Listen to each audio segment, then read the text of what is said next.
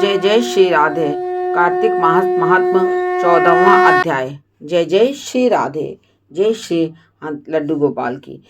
राजा पृथु कहने लगे कि हे नारद जी, आप सर्वत्र इसलिए संतान की वृद्धि करने वाला तथा सब प्रकार सुख देने वाला कोई व्रत कहिए। तब नारद जी ने कहा, हे राजन, इसके लिए मैं महाविद्या, महामाया, महामेधा, महास्मृति, महामोहा, महादेवी, माहेश्वरी तथा सर्व ईश्वरी अहोई देवी का व्रत तुमसे कहता हूँ। राजा ने पूछा, महाराज, यह व्रत कब और कैसे किया जाता है तथा यह अहोई देवी कैसे उत्पन्न हुई? तब नारद जी कहने लगे, एक समय कलयुग में बड़ा भारी दुर्भिक्ष पड़ा था। महामारी से बहुत से अकाल मृत्यु हुई। तब सब लोग एकत्रित होकर उस विपत्ति के निवारण का उपाय सोचने लगे।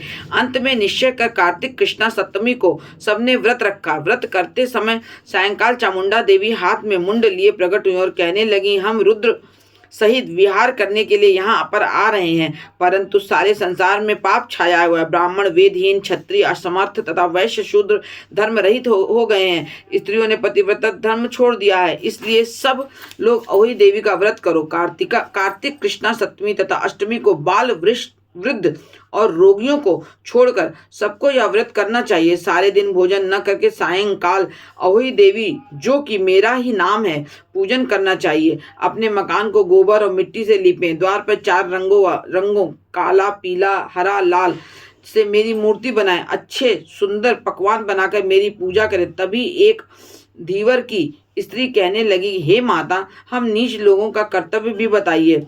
तब देवी ने कहा कि तुम लोग मेरे भक्त हो, सो सब लोग मेरा पूजन करके तेरी संतान को पूजेंगे। जो उनकी पूजा, तब जाके उनकी पूजा सफल होगी, अन्यथा नहीं।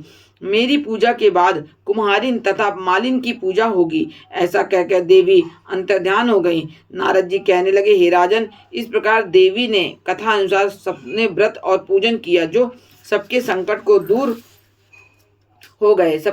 दूर हो गए और सारा संसार सुखी हो गया। राजा पृथु ने श्री नारद जी से पूछा कि हे मुने, कार्तिक मास तथा एकादशी तिथि सबसे उत्तम क्यों मानी जाती है? तब नारद जी कहने लगे कि हे राजन, जो प्रश्न तुमने आज मुझसे पूछा है वही प्रश्न एक समय श्री सत्यभामा जी ने भी किया था, और जो कुछ उत्तर श्री कृष्ण जी ने सत्यभामा जी को दिया था वही मैं तुमसे कहता हूँ। एक समय श्री सत्यभामा जी ने श्री कृष्ण जी से पूछा कि हे भगवान, जब सभी मास और तिथियां बराबर हैं, तब उनमें से कार्तिक मास व एकादशी तिथि उत्तम क्यों मानी जाती है?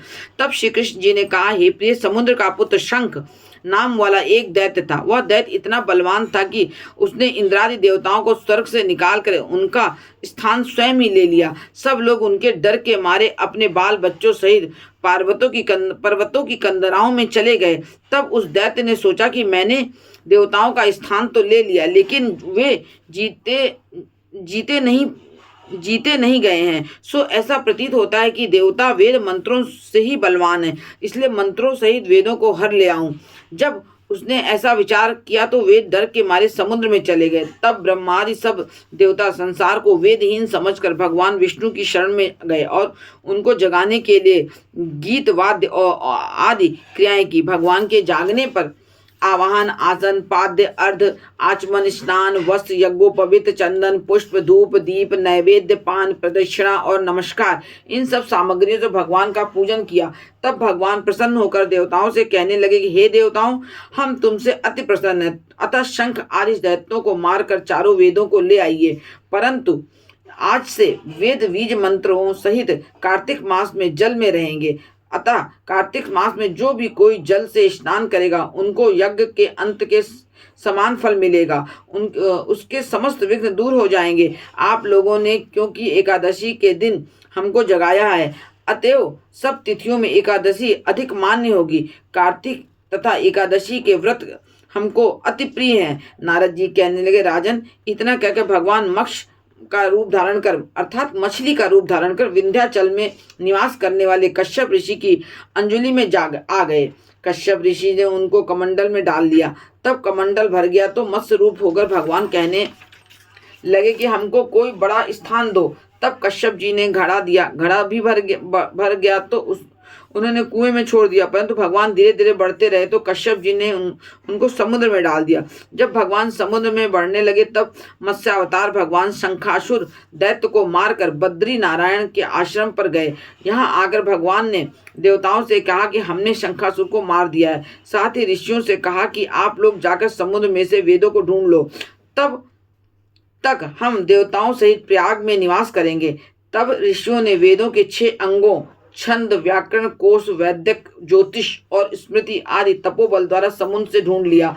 जिस वेद का जो भाग जिस ऋषि को मिला तब से वह भाग उसी ऋषि का माना जाता है। फिर सब ऋषि इकट्ठे होकर देवताओं के पास गए। तत्पश्चात ब्रह्मादि देवताओं ने यह कहा कि अश्वमेघ यज्ञ किया। तब से